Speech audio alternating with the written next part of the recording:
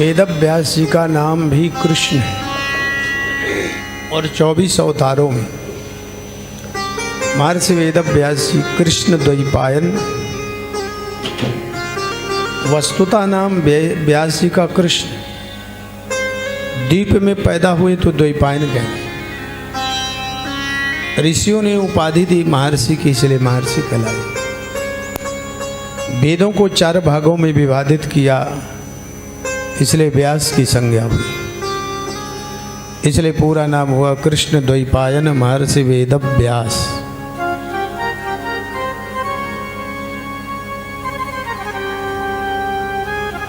मंगलाचरण के प्रथम स्कंद के मंगलाचरण में प्रार्थना करते हैं,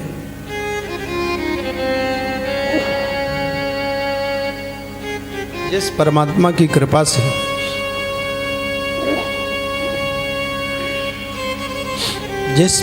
की कृपा से सारे संसार का सृजन होता है, पालन होता है और संहार होता है।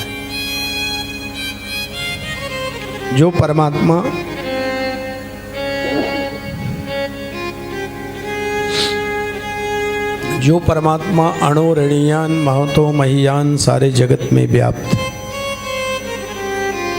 जगदाधार है, जगदीश्वर है, जगत नियंत्रा है। अणोरणीयान महतो महीयान सारे जगत में व्याप्त, वो कैसा है? जो बहुत कम समय में ब्रह्मा जी को वेदों का अभ्यास करा देता है।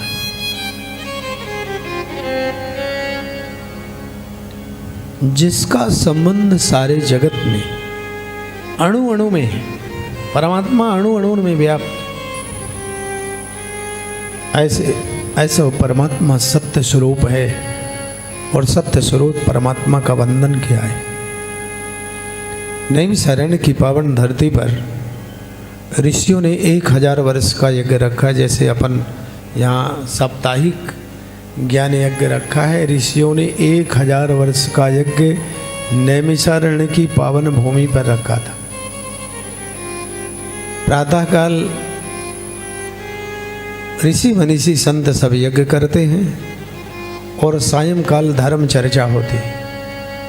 वेदों पर, पुराणों पर, उस उपनिषदों पर, स्वांतः के अनुभव पर अनुभूति डालते हुए ऋषिगण सूत जी महाराज जी ऋषियों को कथा श्रवण कराते हैं। सूत जी से ऋषियों ने क्रमशः 6 ऋषियों ने प्रश्न किया है और उन 6 प्रश्नों का उत्तर पूरे भागवत जी में। बड़े मार्मिक प्रश्न। किम श्रेयः शास्त्र सारः कः, का स्ववतार प्रयोजनम्, किम कर्म केवतारस्य धर्मं कः शरणं गतः। प्रथम प्रश्न है किम श्रेय, श्रेयस कर्म क्या है? मानव तन मिल जाए तो मानव तन की वास्तविकता है अच्छे सत्कर्म ही श्रेयस कर्म। सत्कर्म ही श्रेयस कर्म। भगवत सेवा करना ही श्रेयस कर्म है। भगवत स्मरण करना ही श्रेयस कर्म है। भगवान का नाम जप करना ही श्रेयस कर्म। कृष्ण भक्ति परम साध्य। अपने आराध्य की आराधना, जिनके जो आराध्य देव हैं उन आराध्यों की आराधना करना, ये श्रेयस कर्म। और यही शास्त्रों का सार है। जितने भी शास्त्र पुराण आप सुनोगे, उन शास्त्रों पुराण में विविध प्रकार के अपने अपने भाव लिखे, लेकिन वस्तुतः सभी शास्त्र आपको साधक बनाते हैं। साधना कीजिए, भगवत भजन कीजिए, भगवत आराधना कीजिए तो परम शांति का अनुभव। हर व्यक्ति अशांत है और अशांति की दवाई शांति है और शांति मिलती है, आराम है राम के पायन में। प्रभु चरणों में अनुराग रखें, प्रभु चरणों में आराम है। सब जगह दुख है, लेकिन मेरे ठाकुर के चरणों में सदैव आराम। शास्त्र सारस्य सही भगवान के अवतार का प्रयोजन है। तीसरा प्रश्न है, भगवान के अवतार का प्रयोजन क्या है? भगवान के अवतार का प्रयोजन है धर्म संस्थापनार्थाय। धर्म की स्थापना के लिए भगवान का जन्म होता है। जब भी भगवान धरती पर आते हैं धर्म की स्थापना के लिए आते हैं। जब भगवान देखते हैं कि अब लोग मान नहीं रहे, असुरों का साम्राज्य बन जाता है और भक्तों का अपमान होने लगता है, गौ ब्राह्मण संत सत्कर्मियों का अपमान होता है, तो भगवान का अवतार होता है। अनंत अवतार भगवान अनंत अवतारों में भक्तों की भावना के अनुसार, आपकी भक्ति के अनुसार, आवश्यकता के अनुसार भगवान का अवतार हो जाता है। के अवतारस्य, कितने अवतार भगवान के होते हैं? हरि अनंत, हरि कथा अनंता। अनंत अवतारों में भगवान अवतरित होते हैं, लेकिन भागवत जी में 2 बार कथा आती है भगवान के 24 अवतारों। सनक सनंदन सनातन सनत कुमार के रूप में भगवान का अवतार होता है। देवर से नारद के रूप में भगवान अवतरित होते हैं। नर और नारायण के रूप में भगवान का अवतार होता है। नर ही अर्जुन बनते हैं और नारायण कृष्ण बनते हैं।